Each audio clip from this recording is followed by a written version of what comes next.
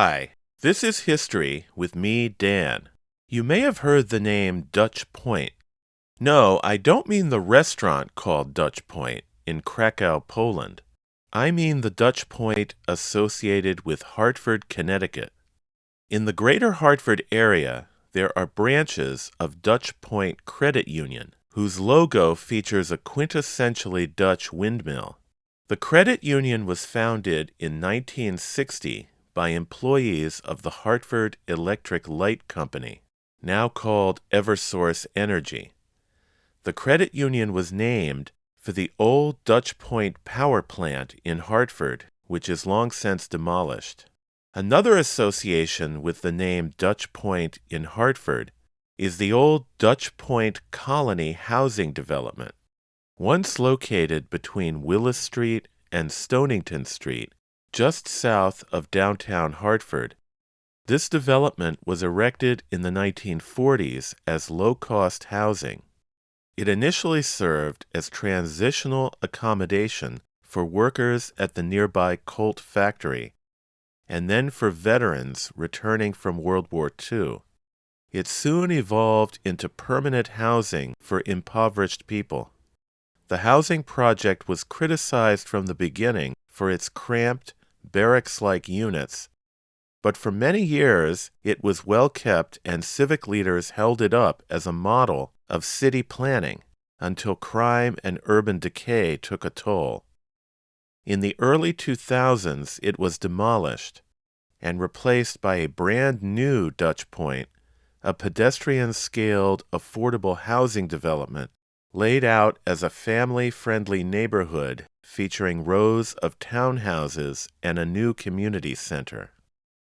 But where did the name Dutch Point come from, and where was the original Dutch Point in Hartford located? Dutch Point was a geographical feature. This is a section from the 1877 bird's eye view of Hartford. The view is westwards with the Connecticut River in the foreground.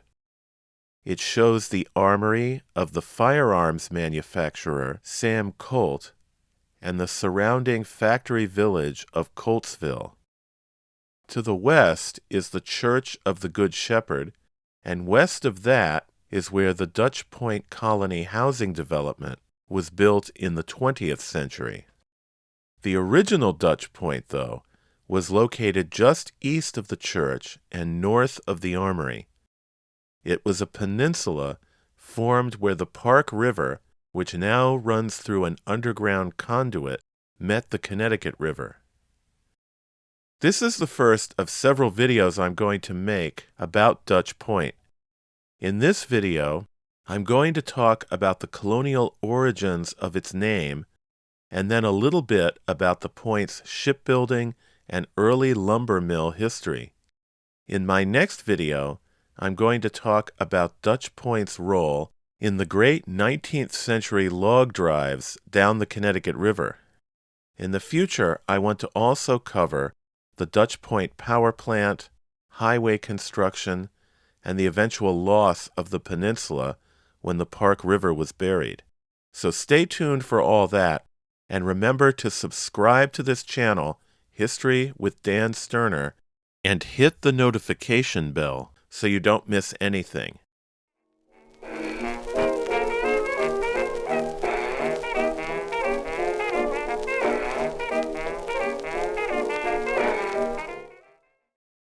In 1614, the Dutch trader Adrian Block sailed past the future site of Hartford as he explored the area.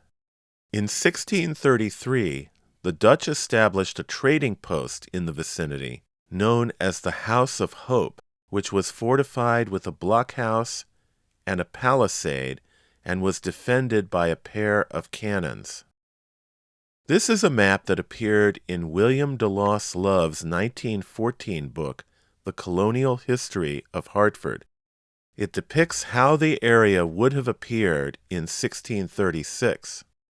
Deloss Love believed that the fort would have been located on the west bank of the Park River, which was also called the Little River, just northwest of Dutch Point. South of the House of Hope was land along the Connecticut River claimed by the Dutch, and further south along the river was land occupied by Native Americans, including a fort. By 1636, the English, led by Thomas Hooker, had arrived, and as the map also showed, they had already divided up much of the area that would become Hartford into house lots. This included the large lot of George Willis, where the famous Charter Oak was located. I made a video about the Charter Oak, which I'll link in the description below. In 1653, during the First Anglo-Dutch War, the English settlers seized the House of Hope, and soon after they took over and sold the remaining tracts of Dutch land in the vicinity. Jumping forward over 200 years, let's go back to the 1877 bird's eye view. The Dutch fort was long gone, but the name Dutch Point continued. In the 1800s, the Dutch Point Peninsula was used for two notable industries. One was a sawmill, and the other was shipbuilding. Shipbuilding at Dutch Point had a long history that went back to colonial times, when Hartford was involved in trade with the West Indies. This image from a stereograph shows Dutch Point in 1867. The view was taken from atop the Colt Armory, looking northwards. The Connecticut River is on the right, with the old wooden covered bridge in the distance. Coming in from the left is the Park River, and shipbuilding is underway at the tip of Dutch Point. A decade later, in 1877, the year of the bird's eye view, Charles C. Goodrich first established the Hartford and New York Transportation Company. It began as a tugboat company that towed freight on the Connecticut River. It soon expanded into a steamboat line, transporting passengers to and from its dock at the foot of State Street. The company took over the shipbuilding operation at the tip of Dutch Point. This old photograph shows the company's steamboat, the Charles H. Dexter, docked at Dutch Point. The company used the shipyard to construct vessels such as lighters, ferry boats, and barges that were used to transport coal. The coal originated in the mines of Pennsylvania and was transported by barge from Perth Amboy, New Jersey to Hartford, where it was delivered to the various coal yards that dotted the west side of the Connecticut River along Commerce Street, from Dutch Point up to what's now the Bulkley Bridge. The movement of coal was facilitated by the existence of the Connecticut Valley Railroad, constructed parallel to the river in 1871. The railroad tracks cut across Dutch Point and crossed a bridge over the Park River. The photograph on the right shows the rail bridge as it appeared on August 31st, 1925. This is the 1867 view of Dutch Point that I showed earlier, and this is an 1872 lithograph depicting the area just after the railroad was built. As I mentioned, besides shipbuilding, the other significant industry on Dutch Point was the milling of lumber. In the mid-19th century, the lumber yard and steam sawmill near the tip of Dutch Point was operated by Henry Burgess and Son, as shown here on the 1855 map of Hartford County.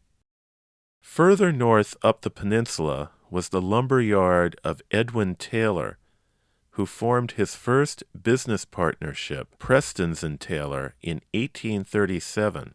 These partners took over an earlier mill operation on Dutch Point, which was started by a man named Noah Wheaton. That original mill was a landmark on the point until it burned down in 1849. Taylor rebuilt the mill and continued the business with various partners. But as revealed in the 1869 Baker and Tilden Atlas of Hartford County, in 1861 he'd moved his operation from Dutch Point, which frequently experienced spring flooding, to a new mill and lumber yard off nearby Charter Oak Avenue, which enjoyed the protection of Sam Colt's dike. In its new home, the Edwin Taylor Lumber Company continued well into the 20th century, eventually passing to Taylor's sons, one of whom was Samuel Taylor, the noted collector of old photographs of Hartford buildings. Returning to Dutch Point, the lumber mill that Henry Burgess was operating burned down in 1860, and he replaced it with a new stone building. Burgess left Dutch Point in 1868, and his lumber operations there were taken over by the Hartford Steam Sawmill Company. An advertisement that the new company placed in the Hartford Courant newspaper noted that they were receiving a raft of pine and oak lumber from the waters of the Susquehanna River. They were also receiving 2 cargoes of southern pine timber and lumber from Georgia and Florida.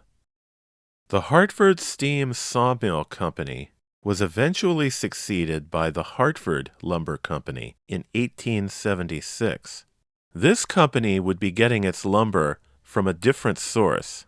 On September 27th of that year, the company placed a notice in the Courant declaring, quote, "Caution, we are now and shall be for several weeks floating a large lot of lumber in the Connecticut River. As some person or persons are in the habit of appropriating portions of them to their own use, this is to give notice that any person or persons found stopping them in their course, or driving them into iron spikes, or in any way mutilating them, will be prosecuted to the full extent of the law," unquote. This floating lumber came all the way from forests in the far north of New Hampshire, and it was driven over 300 miles down the Connecticut River to mills in Massachusetts and to Dutch Point in Hartford. In my next video, I'll talk about Dutch Point's role in the massive annual log drives down the Connecticut, so stay tuned for that, and thanks for watching.